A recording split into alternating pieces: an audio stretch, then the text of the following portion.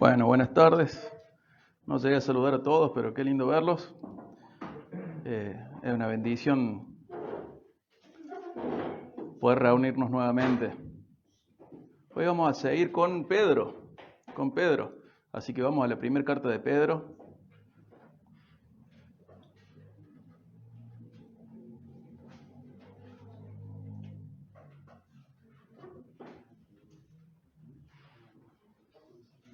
Mientras buscamos primera de Pedro, vamos recordando el contexto.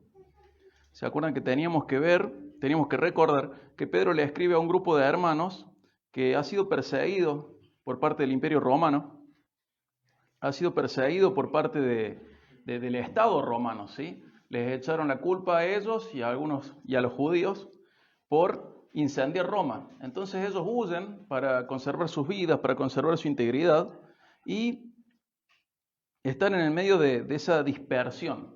Al mismo tiempo, ellos al irse a otros lugares, los que sobreviven a la persecución, al irse a otros lugares, van formando diferentes iglesias, obviamente más chiquitas, pero se van formando nuevas iglesias, se van formando nuevas congregaciones de a poquito.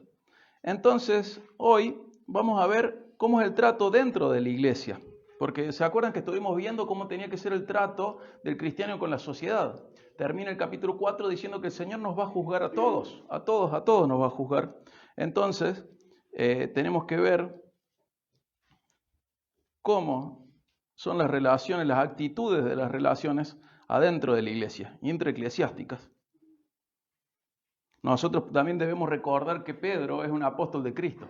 Entonces, teniendo esta figura única e irrepetible, la autoridad que tiene él es la misma que la de Cristo. Él es un delegado de Cristo, un representante de Cristo, es un embajador de Cristo, él es un apóstol de Cristo. Entonces nuestra respuesta a Cristo está medida también en nuestra respuesta a Pedro, a Pablo, a Juan, porque él habla de parte de Cristo. Nosotros escuchamos a Jesús a través de sus apóstoles y nuestra respuesta a Cristo se mide en nuestra respuesta también a los apóstoles. Recordemos también que cada carta iba a ser leída en una congregación. Entonces, el que la recibía, la entregaba y quien la tenía que leer, la leía en voz alta, delante de toda la congregación. Y vamos a ver qué dice ahora el 5, versículo 1 al 5. Por tanto, a los ancianos entre ustedes, exhorto yo, anciano como ellos, y testigo de los padecimientos de Cristo, y también participante de la gloria que ha de ser revelada. Pastoreen el rebaño de Dios entre ustedes, velando por él, no por obligación, sino voluntariamente, como quiere Dios, no por la avaricia del dinero, sino con sincero deseo, tampoco como teniendo señorío sobre los que les han sido confiados, sino demostrando ser ejemplos del rebaño. Y cuando aparezca el príncipe de los pastores, ustedes recibirán la corona inmarcesible de gloria. Asimismo, ustedes los más jóvenes, estén sujetos a los mayores, y todos revístanse de humildad en su trato mutuo, porque Dios resiste a los soberbios, pero da gracia a los humildes. Fíjense cómo podemos resumir esto. A los ancianos, pastoren. ¿Cómo? Velando voluntariamente, con sincero deseo y demostrando ser ejemplos, sabiendo que habrá recompensa de parte de Jesús.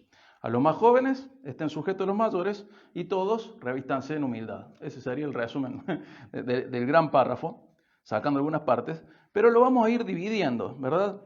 Vamos a ver que hay tres señales, o sea, tres exhortaciones. La actitud que tiene que tener el ancianato, pastorado, obispado, es lo mismo, ¿sí?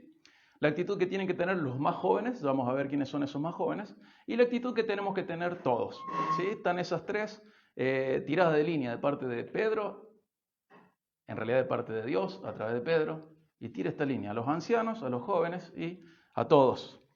Y comienza diciendo por tanto. ¿Y por qué dice por tanto? Porque está haciendo la conexión con el párrafo anterior. ¿Qué nos había dicho en el párrafo anterior? Que Dios juzga a todos. ¿Se acuerdan? A todos. Y sigue diciendo el versículo 1, a los ancianos entre ustedes, exhorto yo, anciano como ellos, y testigo de los padecimientos de Cristo. ¿Por qué hace esta aclaración? Probablemente para recordarles algo, que él está en la misma. A pesar de ser apóstol, incluso siendo pastor, está en la misma. ¿Sí? Él también va a ser juzgado. Nadie, en nuestro reino, en el reino de los cielos, nadie tiene coronita excepto el gran rey. ¿Sí? Todos los demás vamos a ser juzgados. Podemos recordar cómo, por ejemplo, en Romanos 2:11 dice Pablo, de parte de Dios, que en Dios no hay acepción de personas. O podemos recordar Colosenses 3:25, donde dice que el que hace lo malo va a recibir algo feo, porque Dios no hace acepción de personas. Entonces sabemos que comienza este párrafo recordando Pedro a sus lectores de que él también está en la misma que el resto. Anciano yo como ellos, dice, nos tenemos que conducir así. Aunque yo sea apóstol, también voy a recibir juicios si me comporto mal, me tengo que comportar bien. Es para todos. Eso es lo que Pedro nos quiere transmitir, que él por ser apóstol no se libra de que Dios lo juzgue. Recién mencioné Romanos 2:11 y Colosenses 3:25 como esos versículos donde dice que Dios no hace acepción de personas. Pero no es que esos versículos dicen, bueno, que venga el que quiere. No. Esos versículos, por ejemplo, el de Colosenses dicen, miren, si este que es apóstol está pecando, va a recibir un castigo por ese pecado. Y si este que no es apóstol está pecando, va a recibir un castigo también. Dios no hace excepción de personas. El que hace lo malo, recibe la disciplina de parte de Dios. Entonces Pedro, recordándoles esto, nos lleva a tenerlo en cuenta él como uno más del montón en este sentido. A pesar de ser apóstol, a pesar de ser pastor, Dios lo está mirando y lo juzgará. Y dentro de la iglesia tenemos que comprender que nos pasa lo mismo a todos. Dios nos juzgará a todos, ¿sí? A todos. Podemos recordar uno de los juicios más incómodos de recordar, que es el de Moisés. Le faltó el respeto a Dios, desobedeciéndole o teniendo un poco sus instrucciones, y quedó fuera de la tierra prometida. Y Moisés tenía buenas excusas, lo hemos hablado en otras prédicas. Era el día en el que había muerto María, su hermana, quien lo crió. Era el día en el cual él ya estaba harto, después de 40 años de aguantarlo a los israelitas quejosos. Era un momento de suma tensión y eso no lo justificó frente a Dios. Él le faltó el respeto a Dios y Dios le dijo, bueno, no vas a pasar. Y luego en Deuteronomio Moisés le dice, Señor, por favor, lo saqué, me lo banqué 40 años, déjame entrar. Y Dios le dice, basta Moisés, de esto no se habla más, no vas a entrar. ¿Por qué? Porque en este sentido nadie tiene coronita. Dios no hace excepción de personas. Entonces imagínense si Moisés es el gran profeta y si Pedro, este gran pastor, líder de los apóstoles, bajan la cabeza y dicen guarda porque el Señor nos está mirando a todos, ¿cuánto más nosotros? Tenemos que prestar mucha atención a nuestros pasos. Si no había favoritos, ni Moisés era favorito, ni Pedro era favorito, no creamos que el Señor va a hacer la vista gorda con nosotros.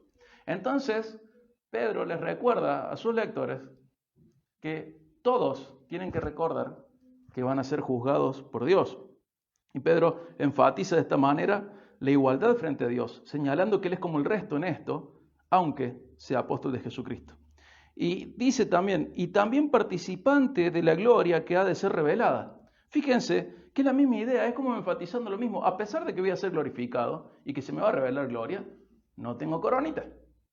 Ni yo como apóstol, ni yo como pastor, ni yo como seguro de que me voy a la glorificación y a la revelación perfecta, tampoco voy a librarme de ser juzgado por mis actos. ¿Qué es lo que venía diciendo en el capítulo anterior?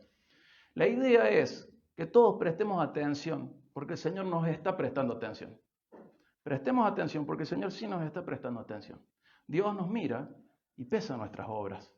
Y se fija qué hay en nuestro corazón, qué hay en nuestras manos, en nuestro accionar. Entonces, ahora pasamos del 1 al 2, ya viendo a quién le dirige esta primera parte, que es a los pastores, a los ancianos. En el 2 dice, pastoreen el rebaño de Dios entre ustedes. Y corto ahí. Fíjense que el mandato a los pastores, a los ancianos, ¿cuál es? A pastorear. ¿Qué tiene que hacer un pastor? Pastorear. Y Pedro describe la manera, y en describir la manera, en lo que sigue del versículo 2, se está refiriendo a la actitud. ¿Se acuerdan de que Pablo, en 1 Timoteo y en Tito, habla de la aptitud del pastor, de los pastores, de los ancianos, de los obispos? Son términos intercambiables en el Nuevo Testamento. Pero Pedro, en lugar de hablar de la aptitud, va a hablar de la actitud, ¿sí? Porque no solo hay que ser apto, sino que hay que tener una actitud correcta. Las dos cosas deben ir juntas. Fíjense cómo sigue el 2, dice cómo tienen que pastorear. Dice, velando por él, al rebaño. No por obligación, sino voluntariamente, como quiere Dios. No por la avaricia del dinero, sino con sincero deseo. Tampoco como teniendo señorío sobre los que les han sido confiados, sino demostrando ser ejemplos del rebaño. Y podemos sacar la lista de los pros, o de las cosas positivas, y la lista de las cosas negativas. Velando voluntariamente, con un deseo sincero, o sea, sin actitudes escondidas o tapadas o hipócritas, y siendo de ejemplo. Y la lista negativa es no por obligación, no por avaricia de dinero, no actuando como señor de la iglesia. Estas son las dos ramas de instrucciones para el pastorado, las positivas y las negativas. La actitud principal va a ser ¿cuál? Velando. Hay que estar atento por ese rebaño y luego vemos cómo tiene que ser esto de velar, o esto, podemos decirlo al revés también, esto de pastorear, cómo tiene que ser velando voluntariamente, con un deseo sincero y siendo ejemplo. Y antes de desarrollar un poquito más de eso, como es tan obvio lo que dice ahí, voy a agregar algunas pocas cosas, pero fíjense que dice no por la avaricia del dinero, sino con sincero deseo. Y quiero hacer un paréntesis acá, porque muchísimas veces los pastores caen en la avaricia del dinero. Caen en eso. Y como decía Spurgeon, el que sirve a Dios por plata, le va a servir al diablo por más plata. Entonces siempre, y les decía, tienen que estar muy pendientes de eso. ¿Dónde está el corazón de los pastores? Hay futuros pastores en la congregación, hoy yo soy pastor, mientras Dios quiera, pero hay que tener mucha atención con esto. Porque muchas veces, al ver la persona de que es lo normal, o tristemente se hace un patrón muy grande dentro del evangelicalismo, donde se manosea a la gente a través de la búsqueda de dinero, hay gente que empieza a darse licencias. Y la congregación no tiene que hacer la vista gorda con estas cosas, ¿sí? La congregación nunca debe hacer la vista gorda con estas cosas. Hay su manera de tratarlas, pero sepan y recordemos que quien sirve a Dios por dinero va a servir al diablo por más dinero. El pastor que se vende, se compra. Es algo lógico. Entonces, cuidado, congregación. A la hora de elegir pastores, tengan muy pendientes de todas estas listas, pero es como que en los últimos años, muchos, bueno, en realidad la Biblia dice así, muchos hacen mercancía de la fe. Entonces, quizás hacen bien las cosas o hacen mal, pero acá no está diciendo, fíjense que tenga una doctrina correcta. Está diciendo que fíjense que tenga una actitud correcta. Porque muchas veces los pastores caen en estas cosas. Volviendo al principio de este versículo, donde dice velando. ¿Por qué velando? Porque el pastorado es una cuestión de supervisión. Es una cuestión muy amplia. No puede estar en todas, pero debe conocer todas. No puede estar en todas. A veces nosotros perdemos de vista la función pastoral en este sentido. Tenemos una descripción del pastorado medio incompleta, pero en realidad una de las grandes señales del pastorado es eso de supervisar. Entonces, los pastores deben estar supervisando la vida de la congregación y la congregación debe dejarse mirar. Son las dos cosas. Tiene que esquivar el secretismo la congregación y tiene los pastores que estar velando, que estar mirando, porque es un ejercicio, es una práctica de supervisión. No puede, insisto, estar en todas, pero sí puede conocer, saber de todas y debe prestar atención. Y la membresía debe tener una actitud transparente frente al pastorado. Porque si no, el pastor no puede aconsejar si no sabe la verdad. ¿Cómo va a aconsejar a los miembros que no le dejan conocer la verdad? Entonces es un llamado a transparencia de los dos lados. El pastor tiene que estar mirando, los pastores, y la congregación tiene que estar dejándose ver. Si no, no vamos a caminar en esta actitud intraeclesiástica, en esto que tenemos que tener como iglesia. Es la manera. Además, como pastor, suena re Avenger, esto de ser supervisor, pero como pastor, ¿qué más es? Es un guardián, es un protector, es un proveedor de alimentos, es quien repele a los peligros y a los peligrosos.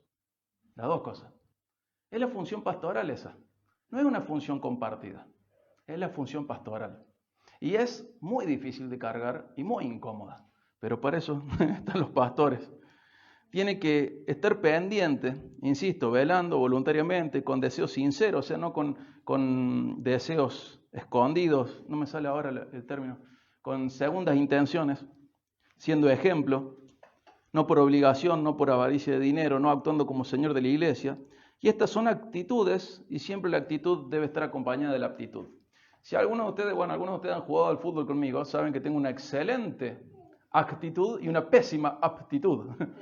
Me voy a correr toda la cancha, voy a poner todo lo que puedo poner, toda la garra que puedo poner, voy a ir, volver, y no importa si me duele, no importa, mientras siga andando, le seguimos dando. Pero soy muy malo. Entonces está mi actitud, tengo ganas, pero no tengo habilidad. Bueno, en los ministerios pasa lo mismo. Por eso no canto con micrófono. Puedo tener ganas, pero no tengo la habilidad. Cada uno tiene que saber esto, que en el pastorado es muy importante encontrar las dos cosas. Hay gente que tiene ganas, pero no tiene la aptitud, no es apto. Hay gente que es apto, pero no tiene ganas. Y no puede ser. Una cosa tiene que ir con la otra. No solo las ganas, sino que sea apto. No solo que sea apto, sino que tenga las ganas. ¿Cómo haces para decirle a una persona que tiene mucha actitud que no tiene aptitud? Es durísimo. Entonces, ahora que no son pastores, antes de decir quiero ser pastor, fíjense si alguien más le dijo, che, vos tendrías que ser pastor. Porque si no nos convencemos de que cantamos afinados, de que somos buenos predicadores, de que somos buenos pastores, y en realidad los dones te los tiene que reconocer el resto. Tenés que preguntarle a alguien, che, ¿y para qué pinto? ¿Para pintar? Y está bárbaro si pintas para pintar. Es algo válido. Pero no todos pueden hacer todo. Y el Señor mira tu corazón, pero no es lo único importante. También da aptitud. Si tu actitud es buena y tu aptitud es la correcta, está bien, dale para adelante. Pero si una de las dos falla, no te metas en eso. Es una responsabilidad demasiado grande. Y recuerdan que habíamos visto en el capítulo 4 que el juicio de Dios comienza por la casa de Dios. Mira si vas a tener ganas de hacerte cargo de una iglesia, sabiendo que Dios comienza a mirar tu vida antes que la del resto. ¿Para qué te va a poner delante de la fila? Yo en la secundaria siempre iba al fondo. ¿Por qué? Para que no me preguntaran nada. Y si no fuera porque siento la carga de parte de Dios para el rol pastoral, lo último que querría hacer es ser pastor. Porque es muy complicado. Es complicado por el de arriba y es complicado por los del costado. Es la verdad. Entonces no es algo que dice, hoy me levanté con unas ganas de ser pastor. No, es una responsabilidad pesada. Pero cuando el Señor llama. Y ese llamado se hace irresistible en esto también. Pero cuando el Señor nos llama y es el corazón de uno el que está llamando, hay que tener mucho cuidado. Mucho cuidado. Porque los desastres que muchas veces conocemos en otras iglesias y que quizás nosotros vivamos, comienzan acá. Con gente que tiene actitud de tener ganas nomás, pero no tiene aptitud. O al revés. Entonces, cuidado con el pastorado. Cuidado con estas cosas. Pero las dos cosas deben ir juntas. Si falta una, mejor mantenerse lejos del ministerio. Nosotros, ¿dónde tenemos listas de aptitud? Tenemos una en primera, no la busquen, pero primera de Timoteo 3, 1 al 7, y otra en Tito 1 al 5, donde Pablo, de parte de Dios, habla de la aptitud, de aquello que hace apto al anciano, al obispo, al pastor. ¿Sí? Pero acá estamos viendo la actitud. La actitud. Velando voluntariamente, con sincero deseo, demostrando ser ejemplo para los otros. Y quiero hablar un poquito de esto de ser ejemplo, porque ser ejemplo es parte fundamental del liderazgo. Nadie es perfecto, nadie. Pero el camino del liderazgo dentro de la iglesia debe estar marcado por presentar un buen ejemplo. Un buen ejemplo. Nadie puede dar un ejemplo perfecto, el único es Cristo. Pero el corazón pastoral nunca debe estar satisfecho con el ejemplo que da. Siempre sabe que quedó corto, que le falta, que tiene que dar un mejor ejemplo. Y el que aspira al obispado, al ancianato, al pastorado, también tiene que saber que va para que dé ejemplo. Recordemos que, como dice Dios en Oseas, el pueblo es como sus sacerdotes. Entonces, si el pastor es ejemplo de algo malo, bueno, muy probablemente la iglesia sea un ejemplo de lo mismo. Cuando los veo cantar, me pregunto si es porque yo soy muy desafinado y soy medio tirado para abajo en la alabanza, y si les contagié eso, o si somos todos iguales. Espero no haberles contagiado mi poca expresión al alabar. Pero a veces lo pienso, digo, che, al final cantarán despacito, o no aplaudirán más, o ¿qué pasó? ¿Siempre fueron así? Digo, ¿les habré contagiado eso malo? Y tenemos que dar ejemplo en todo lo bueno, más allá de esta ilustración triste. Pero tenemos que dar ejemplo. Tenemos que dar ejemplo. El que va al ministerio tiene que ser un ejemplo. Y Pablo, de parte de Dios, a Timoteo le va a escribir sobre esto de ser ejemplo. Vamos a 1 de Timoteo 4, Vamos a leer solo el 12, primera de Timoteo 4, 12.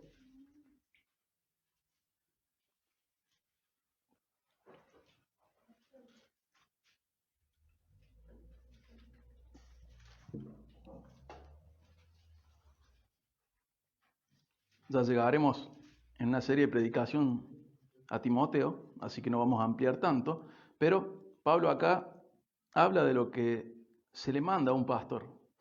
Este pastor en particular, Timoteo, era muy joven.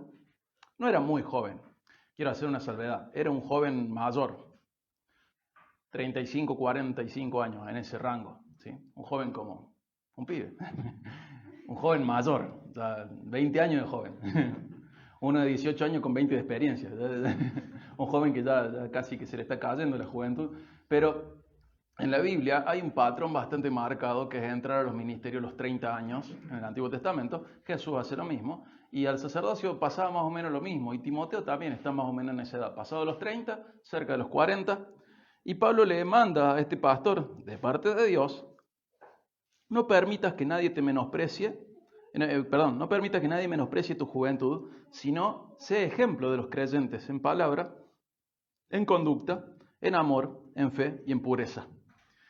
Voy a decir dos cosas de cada parte. Primero, sé ejemplo. Tiene que ser una persona digna de ser imitada, tiene que ser una persona ilustrativa para los demás, que sirva de ilustración de cómo se hacen las cosas, de cómo toma responsabilidades, de cómo se esfuerza, de cómo ora, de cómo habla, de cómo ama a Dios, de cómo sirve. Tiene que ir adelante, tiene que ser un ejemplo. En palabra, y acá no está hablando de ser ejemplo de cómo maneja la Biblia, sino que tiene que ser ejemplo de lo que dice,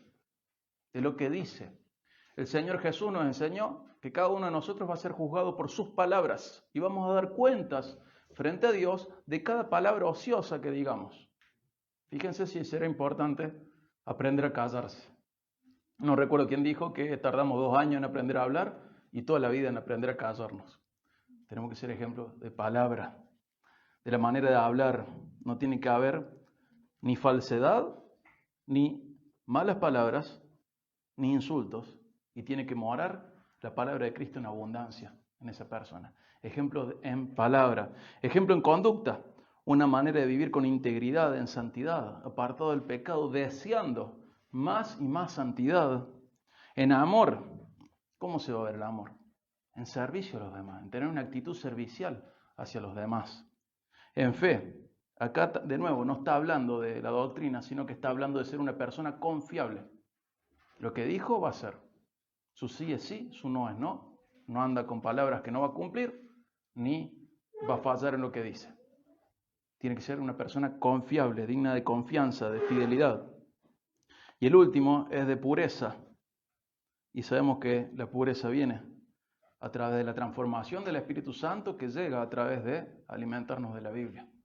Entonces Pablo le manda a este pastor que sea ejemplo en palabra, en conducta, en amor, en fe y en pureza. Y nosotros lo podemos agregar a lo que decía Pedro, donde dice, sino demostrando ser ejemplos del rebaño. Y sigue ahí primera de Pedro 5, 3. Y el principio del 3 dice algo muy importante, que dice, tampoco como teniendo señorío. Más allá de lo obvio, ¿qué está diciendo? Que no es el dueño de la iglesia, ¿sí? La iglesia de Cristo. Más allá de lo obvio de esto, no tener señorío, quiero hablar de un señorío que es muy sutil y que a veces nos perdemos de vista. En 1 Timoteo 3:6 dice que el anciano no debe ser un neófito, ¿sí? No debe ser una persona recién convertida, no debe ser una planta nueva, neófito. Una planta chiquitita, sin raíces, sin frutos. No tiene que ser una persona ignorante. ¿Por qué? Y ahí en 1 Timoteo 3:6 nos dice, no debe ser un recién convertido, no sea que se envanezca y caiga en la condenación en la que cayó el diablo. ¿Qué es eso que le puede pasar al pastor neófito, al pastor que no sabe lo que tiene que saber? ¿Qué pasa? Lo que pasa es que involuntariamente va a tener una actitud parecida a la de Satanás. ¿Por qué? Porque Dios tiene un diseño para las cosas, para la iglesia, y nuestro corazón tiene otro diseño. No nos nace naturalmente pensar lo que Dios piensa. Nosotros tenemos que aprender lo que Dios piensa en la Biblia, ¿sí? Pero ¿qué pasa con el neófito? No es que se frena la iglesia porque la persona es nueva, sino que la va a guiar a la persona según su corazón, tomando el lugar de la persona que dirige la iglesia, pero ese lugar ¿a quién le corresponde? A Dios. ¿Y cómo dirige Dios la iglesia? A través de la palabra. Pero si esta persona no sabe la palabra, ¿cómo la va a dirigir? Según su corazón. Que es lo mismo que el diablo quiso hacer. Es ocupar el trono de Dios. Querer ocupar el lugar de Dios. Entonces este señorío es muy sutil. Porque no es que se levanta un pastor diciendo, bueno, ¿saben qué? Lo voy a llevar a la condenación del diablo conmigo. Síganme. No es así. Pero muchas veces las congregaciones lo permiten por una cuestión de carisma o de política interna y nos tenemos que cuidar de eso. Y se ejerce un señorío que lleva a la condenación. ¿Por qué? Porque esta persona no guía a la iglesia al diseño bíblico de iglesia, sino que lo guía según su corazón. ¿Sabemos dónde cae eso? Técnicas de marketing, técnicas de coaching, lo que sea. El pastor tiene que saber lo que Dios espera de la iglesia. Tiene que saber quién es Dios, cómo es Dios. Tiene que seguir buscando y conociendo. Porque si no, no es que la iglesia no va a ir a ningún lado hasta que este pastor aprenda. Este pastor, sin aprender, va a seguir guiando a la iglesia mal. Y es un señorío muy finito, muy sutil, pero es uno de los peores. Como decía Lewis, C.S. Lewis, si no estudias teología, no quiere decir que no tendrás ideas acerca de Dios. Sí las tendrás, pero la mayoría serán muy equivocadas. Es así. Todos tenemos cosas en el corazón. Pero el que dirige la iglesia tiene que ser Dios. ¿Y cómo va a dirigir Dios la iglesia? A través de su palabra. Y si el pastor no conoce la palabra, la va a dirigir según su corazón. Y en esa va a tener la misma actitud que tuvo el diablo en el cielo. Ocupar el lugar de Dios. Solo que en la iglesia. ¿Por qué es sutil esto? Porque la iglesia queda gobernada por una persona según el criterio de esa persona. Y tenemos que recordar que la iglesia no necesita ser redefinida. La Biblia no necesita ser editada. Y hay una sola manera de ser iglesia, la cual nos lleva toda la vida, la de Dios. No hay más manera de ser iglesia. Nos va a llevar toda la vida a aprender cómo ser iglesia. Es así. Pero no hay más maneras. Hay una sola manera de ser iglesia, la de Dios. No tenemos permiso para editar a Dios ni editar nada suyo. En ocasiones las intenciones cuentan, pero ¿sabes cuál es la mejor intención que puedes tener? Ser humilde frente a Dios y averiguar qué es lo que Él quiere. Esa es la mejor intención que puedes tener.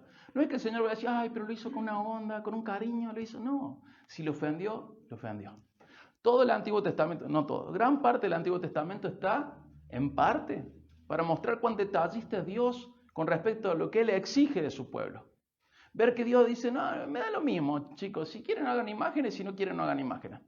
Si quiere que venga cualquiera a servir al templo y si no que venga otro. No, el Señor es hiper detallista y merece ser alabado y adorado de la manera en la que Él quiere. Y la iglesia debe ser edificada como Dios quiere edificarla. Y si el pastorado no sabe eso, la va a edificar a su manera, a su imagen, a su semejanza, y ahí sonamos. Con hermosas intenciones, pero con ignorancia, podemos llevar a la iglesia al desastre. Es fundamental la preparación del pastorado. Fundamental. Es un requisito importantísimo. Tan grande que la falta de esto, cuando Pablo habla, ¿qué dice? Si esto falta, va a caer en la condenación del diablo. Fundamental la preparación teológica. Más allá de que sea oficial o no oficial, ¿no? Es tiempo a solas con Dios, en lectura y en oración. A eso me refiero. Tenemos que ser iglesia para ser como Dios quiere que seamos iglesia. Y rechazar el diseño de Dios para la iglesia es como levantar el puño en alto hacia el cielo en manera soberbia y decirle, Señor, tengo una mejor idea que vos. Yo te voy a enseñar cómo edificar tu iglesia. No. Tenemos que ser humildes y escuchar a Dios cuando Él habla y saber cómo debe ser la iglesia, averiguando primeramente lo que Él manda y cómo debe ser llevado a cabo. Fíjense el versículo 4, cómo sigue.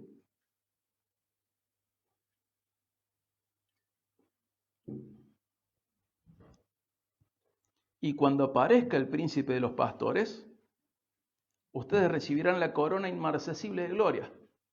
O sea, tienen que hacer todo esto los pastores ¿con qué? Con la esperanza, no solo sabiendo que Dios juzga, sino sabiendo que va a llegar una corona, un premio para ellos.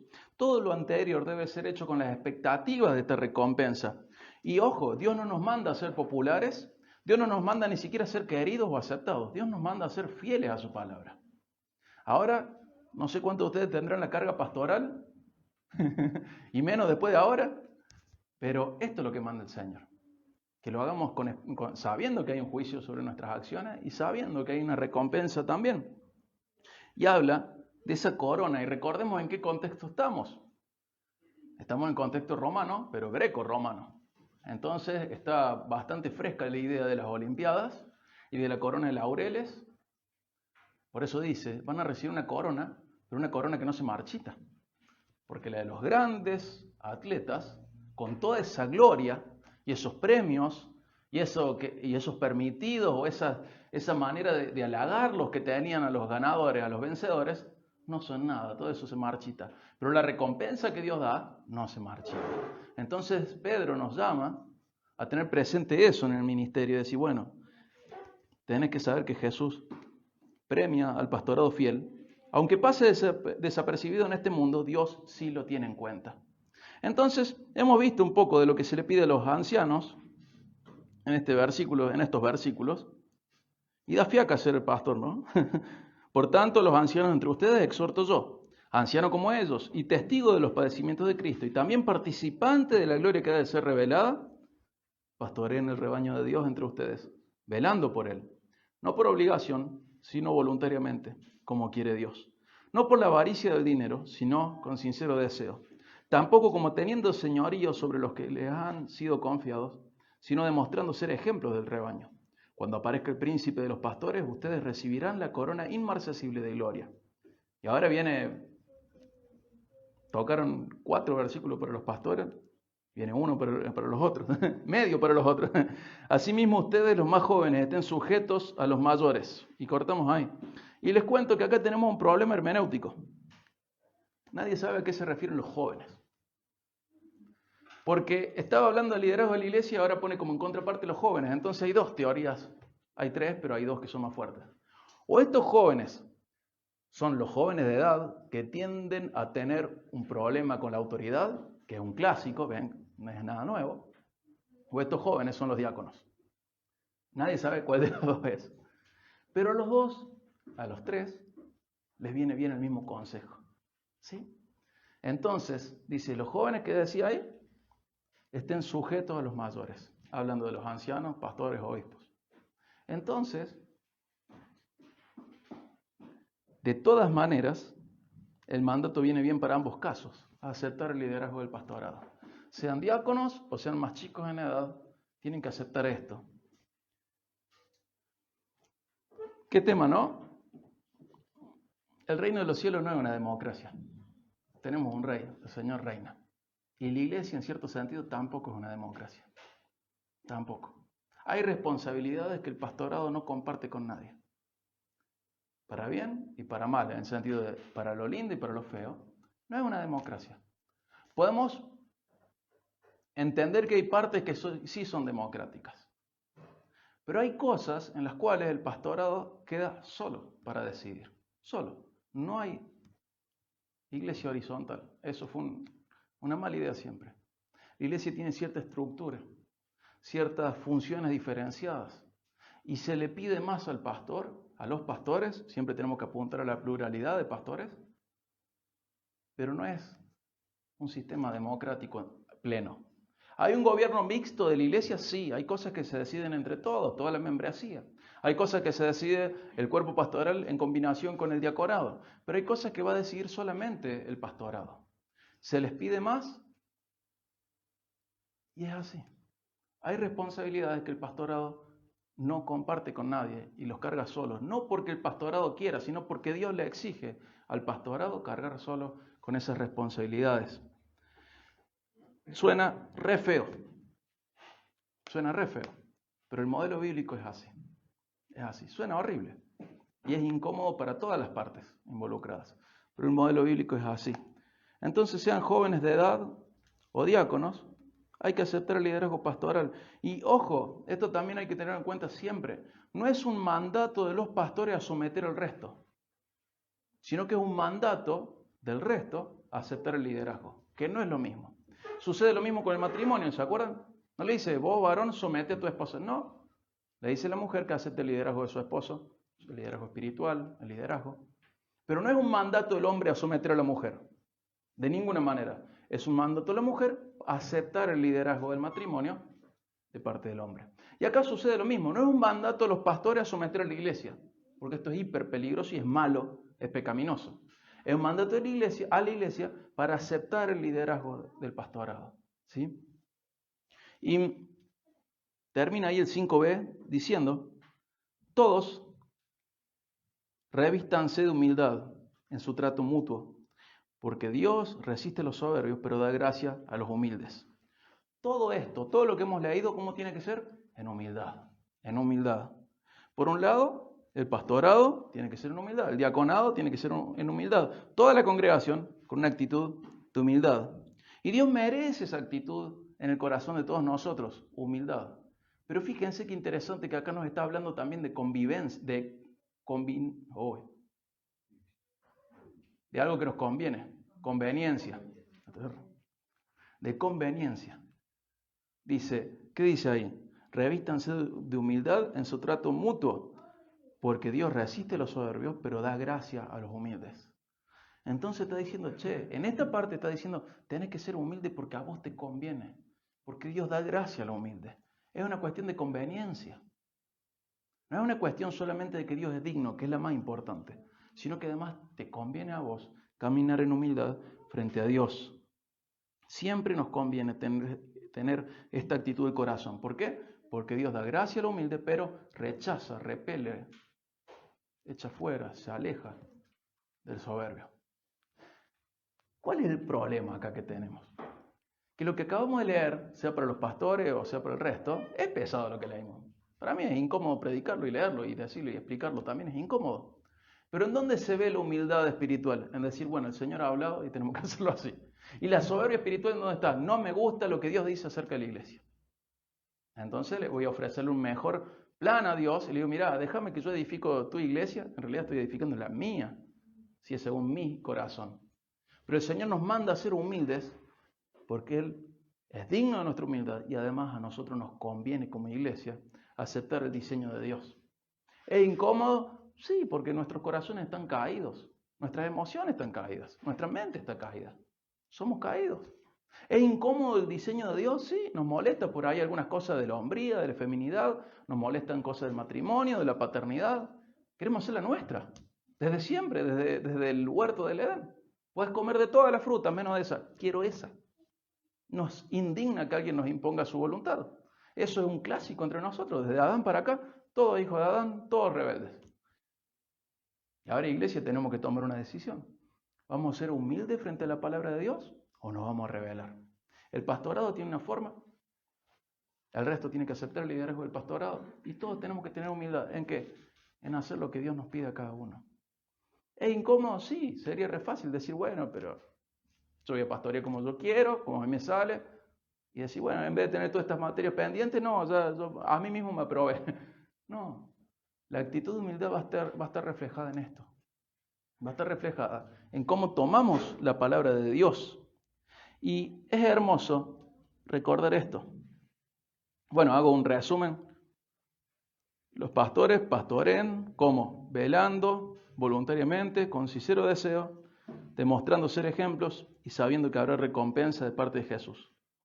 Los más jóvenes, sean los jóvenes de edad o el diaconado, estén sujetos a los mayores. Y todos revístanse en humildad, porque Dios da gracia a los humildes.